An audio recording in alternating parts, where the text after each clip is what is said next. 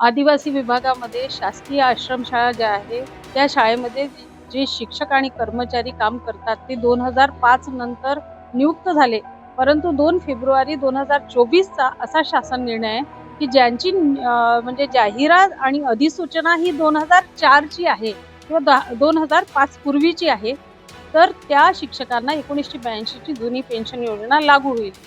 यासाठी 2 वर्षापासून संघटनेनी मी स्वतः आणि कर्मचाऱ्यांनी पाठपुरावा केला.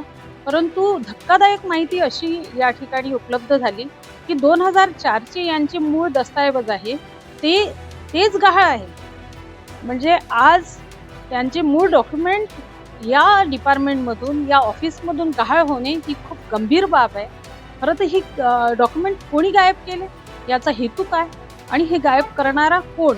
यासाठी ताबडतोब चौकशी समिती नेमण्यात यावी, असे मी निवेदन आदिवासी मंत्री यांनाही दिले आणि या ठिकाणी पण पुन्हा ताबडतोब चौकशी व्हावी यासाठी निवेदन सुद्धा दिले.